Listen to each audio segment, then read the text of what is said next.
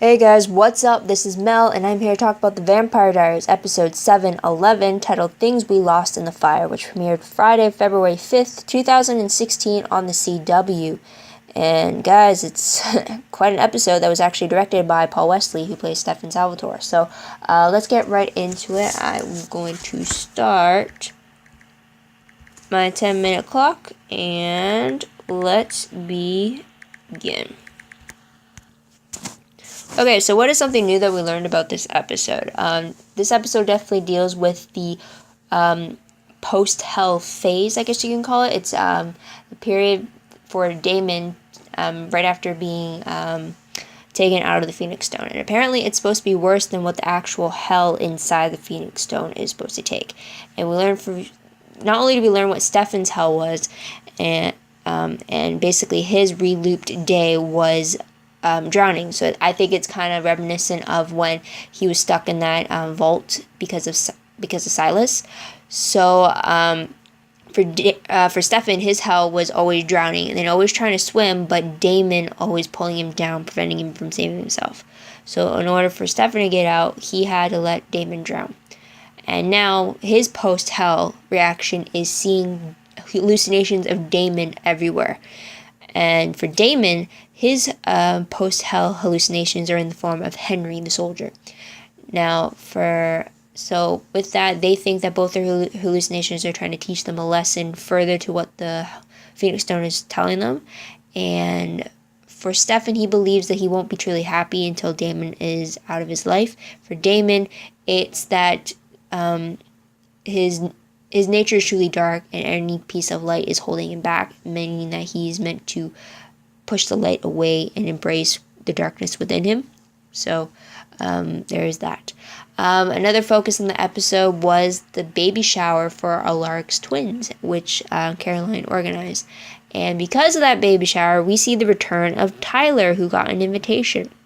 So we see him participating in the baby shower, as well as unwillingly fulfilling Damon's request to see Elena's coffin, which goes down a very bad road for them.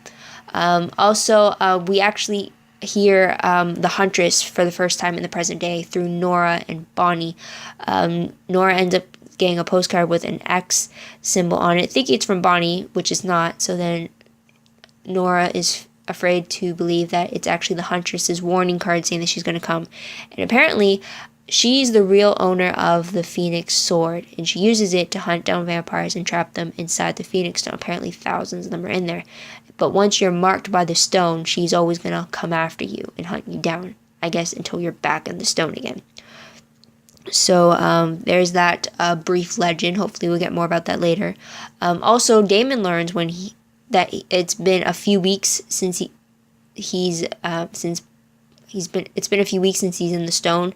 So it's not, well, he thinks it's only been a few weeks, but in those few weeks, Julian has taken control of the town, and it seems like he has infested it with vampires. It's like they're everywhere, which is not pretty at all. And we actually got a flash forward in this episode, and it's at the end of the episode. And so 3 years from now, it shows Caroline being tied up in that news station with her broadcast playing on a loop in the background. And her rescuer is actually Matt with a gun, but the thing is, they're not on friendly terms, and apparently Matt is in an alliance with the Huntress, and he wants Stefan found. So that was a bit of a shock right there, which moving right along to most shocking moment of the episode has to be the flash forward. The fact that it's not a surprise that Matt would align himself with the Huntress. What surprised me was the hostility Matt had towards Caroline. I wasn't expecting that. He did mention that he lost, I think it was his girlfriend or his family. He lost them, I'm assuming, to vampires, and that's why he wants to bring them down. I mean, already the season was setting Matt up to kind of be the new vampire hunter squad-ish, but I wasn't expecting the hostility he had towards Caroline, who is his oldest friend, really. And it's just, wow. Okay, so a present day shocking moment has to be the conclusions the two Salvatores have in regards to their Phoenix Stone personal hell. For Damon, it's not much of a shock, the fact that it happened after he burnt Elena's body, mistaking it for Henry's, was the shocker. And the fact that Stefan thought that the way to get rid of Damon was to kill him, was basically doing the same thing that Damon mistakenly did to Elena. So there was that. I wasn't expecting that, a further lesson from the stone than their own personal hell itself. So there's that.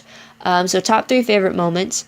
First of all, it has to be Damon and Stefan. Just the whole episode had them trying to figure out what each other's hell was and try to reassure each other that the other was there. And I really like that support. I really like how they opened up to each other. Damon was close to telling Stefan about what he did to Elena, but he backs out of it. But I did like that Stefan reassures Damon that he's not going anywhere. Despite Damon's darkness, he's not going to pull away from his brother. I really like that for sure.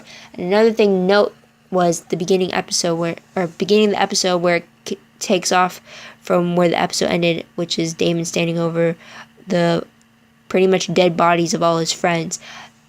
He rushes to Matt's side first, feeds him his blood. Once he wakes up, he goes to Bonnie, does the same thing, and then he's injected with Vervain by Caroline. What I wanted to take note of, the fact was that throughout that whole thing, Damon's concern for these two human beings was shocking, especially towards Matt, but Bonnie was understandable because that's his best friend. But the fact also is that Damon is shaking throughout the whole thing. You can see his hands shaking. He's stuttering over his words. It's kind of like he keeps repeatedly saying, I'm so sorry, I can't believe, wake up, type of thing. So it's just like he's insistent and he's praying that he gets them in time to save him. But it really blew my mind that throughout the whole thing, Damon is shaking. I don't think I've ever seen Damon shake like that on the show before. So it was very telling. And I liked it for some reason. So there's that. Another favorite moment has to be Tyler's return in itself. It was great to see him again.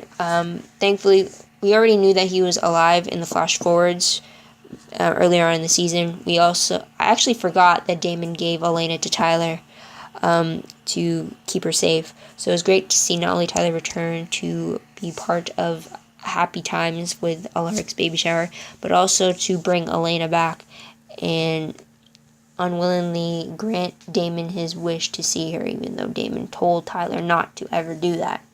So either way, it was great to see Tyler again and that he's doing well, but I do have a question about that later on. Another favorite moment I have has to do with Bonnie and Nora. We saw something of a friendship forming between them in the Christmas episode, and I wasn't expecting it to go past that, especially since she believed that Bonnie was distracting her so they can get to marry Louise to get them to Julian. So I thought that friendship was severed, but apparently not, since they tried it again in this episode. And I really like it. I hope there is a friendship that forms between them. I hope it's a solid one. And yeah, so Bonnie definitely needs a friend who is in the whole witch business type thing, who she can draw knowledge from. And Nora needs someone who she wasn't stuck for over 100 years with, and isn't stuck with that time period and stuff like that. So I think they would be good for each other for sure, and I can't wait to see that friendship unfold. Now, top 3 peeved moments. First one has to be the fact that while I was grateful that we got to see Tyler, why wasn't Jeremy there? It makes no sense. I mean, yes, Tyler was invited to the baby shower because Caroline invited him, but why wouldn't Jeremy come back for the baby shower for Alaric? I mean, the guy basically became like a father figure-ish after the whole debacle with his parents dying and everything, but it just didn't make sense since the last time we heard, Tyler and Jeremy were off hunting together. So why isn't it that when Tyler comes back for the baby shower, why doesn't Jeremy do so that he can have this happy moment with Alaric, since he does consider him family? It didn't make sense. So that irritated me. Another thing that irritated me was Matt. Okay, with Matt, his hostility towards Nora, I understand it because she did kill all his graduating class. But if you keep rooting around in that hatred and that pain when the other person is trying to do right, If you just react to it with more hostility like we saw today, then they're just going to revert back to their old ways when they're trying to be different. It's not really a smart move, especially when they're more powerful than you. So there's that. And also, I didn't understand what the purpose of Matt driving drunk and texting and then being pulled over and getting arrested for it. Yes, it's great to see because that never happens on the show, and it's great to see a show represent that if you do drive drunk or you do text and drive, that there are consequences. There's the alarm. Consequences which could result in you getting arrested and being thrown in jail. But based on the story in itself, I don't get what the relevance is to the main storyline. I mean, I could have gone the whole episode without seeing that part of Matt. I would have been fine just having the last scene of Matt that I see is him grabbing the alcohol from Bonnie and leaving. I would have been fine with that because I didn't find any relevance to him being pulled over by the cop and then him being thrown in jail and then having his vampire gear found. So unless they're going to do something with like that cop, Officer Penny, I think, unless she is somehow involved with some vampire hunting organization thing, then I don't really see what the purpose of that scene was in regards to the episode story. So, yeah. And then Matt in the flash forward just irritated me. The fact that he could easily betray Caroline, his oldest friend, once girlfriend. It's just, he's diverted so far off the path. I thought maybe, he wants vengeance against vampires, understandable. I didn't think he'd want them against the vampires who have helped him repeatedly. So, yeah. So what will I remember most about this episode? Title-wise, fire. I'm going to think of Elena. But in general, this is the episode after Damon gets out of the Phoenix Stone, so we're going to deal with his post-hell, as well as Stefan's hell and post-hell, as well as Paul Wesley directing it. So, and that is tied into Baby Shower with Tyler coming back. So, yeah, there's that. Also, the fact that the Baby Shower game that Alaric, Tyler, and Matt took place in. I forgot to mention it earlier, but that was a little funny little moment there. But moving on, random questions. Like I mentioned, Elena and fire, not a good combination. So, that had me worried.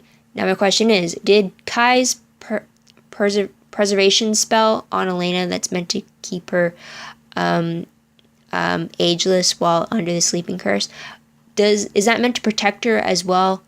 Like, is she supposed to be like unflammable, like Unoriginal's body while she's asleep? Like, did that fire do anything to Elena's body? Could she still wake up from that? That has me a little worried. Because if they got rid of her like that and there's no hope of Damon or anyone else reuniting with Elena, then that's just gonna suck like crazy. And yeah, no, because I'm thinking like series finale far down the line would be the last scene is when Elena's waking up and she's greeted by whoever, and like that's the last scene, Elena starting her new life after however many years it's been, and that's like the final scene of like the series finale, which I think would be years from now. So if they got rid of her body and she can't wake up after that, that's like gonna destroy my whole idea. So it's like, no. But what did you guys think? I hope there's a spell. Tell me if there's proof of that or not, for sure. Next question. Is Caroline having second thoughts about leaving Alaric to be a single parent? Yes, Caroline has no obligations to the twins after she's given birth to them, but it does make sense why she'd want to be connected and still involved, because essentially, as a vampire, these twins are the only chance she has of being a parent, of being a mother, because I doubt she's going to adopt kids as a vampire, and this is her way of getting that part of her humanity back that she's not able to get as a vampire, if that makes sense. I think she's having second thoughts, but what do you guys think? Next question. Will this friendship between Bonnie and Nora last? I'm hoping so, for sure. But what do you guys think? Next question. Is the Huntress meant to be on the same caliber or the same level as Michael the Vampire Hunter, aka Papa Original. It sounds like she's meant to be doing the same thing, or she's meant to be something like the Brotherhood of the Five, those types of hunters, but she might be in between the two. I don't know. We just know that she's ruthless and that she's the original owner of that Phoenix Stone sword thing, and that she always hunts those marked from the sword. So there's that. I hope we get more answers on what the legend is behind her name, and then what or who she is in actuality, instead of just exaggerated legend. But there's that. Next question: where's Enzo? The last we saw of him, he was tricked into being taken by a group of these guys with guns. So where is he? When do we get to see him? We need answers for that, or at least I need answers, because at least we know Enzo is still alive in 3 years. So there's that. So predictions quickly. Based off the promo for 7/12, looks like Damon's going to spiral because of his guilt over what he did to Elena's body, which is burn it. And that seems to put him in a Fight Club situation. Either he wants to beat people up, or he wants to give people the chance to beat on him so that he gets what he deserves, type thing. And Stefan's going to try to figure out what's up with him. Based off the synopsis, though, apparently Caroline's going to be feeling some side effects from her pregnancy, which has her turning to Valerie. I forgot about Valerie. But anyways, and we also see Bonnie teaming up with Nora and Mary Louise as they're trying to find answers about the Huntress and where she may be. Predictions in general, I hope we get more research about the Huntress, hopefully, whether it's through legends or actually meeting her. The characters don't have to meet her. We as the audience just have to see her, aside from those flash forwards and stuff. Another prediction overall is that Matt is going to have to do something that puts him on the path to siding with the Huntress in the future. So what exactly is he going to do, and how far is he going to push his friends away to go down the anti-vampire path? Last prediction. Since Julian has control over the town, I think there's going to be a fight to take back that control. Or there's going to be an attempt for a fight, because I think in 3 years from now, they still can't go back. Don't know if that's because of Julian or if it's because of something else, but who knows. We'll definitely have to wait and see on that. And that's about it. So what did you guys think about the episode? What did you like about it? What did you think could have gone a bit differently? Let me know in the comments below. I'd love to hear about it. Let's keep this conversation going. Just any theories, observations, your own thoughts, I'd love to hear about it for sure. Also, don't forget to like this video, subscribe to my channel, and check out my other videos if you haven't done so already. Also, if you want any more news about the Vampire Diaries, whether it's through promos, sneak peeks, web clips, quotes, dialogues, GIFs, news, any of that, check out my Tumblr page. The link for those will be down below. I reblog everything I come across, my dashboard, so it's all organized as best I can, so check that out. Also, if you want a play-by-play recap of what happened in the episode, as well as my in-time reactions and questions to certain parts in the episode, check out my live journal account. The link for that will be down below. You can find that there in case you want to figure out if a certain event happened. Pretty much I covered it for you. And yep, that's about it. So thank you guys for watching. I truly appreciate it. I hope you come back next week to see what I have to say about the next episode. But until then, this is Mel wishing you all a great week, great day, wherever you are. Until next time, this is Mel saying bye for now.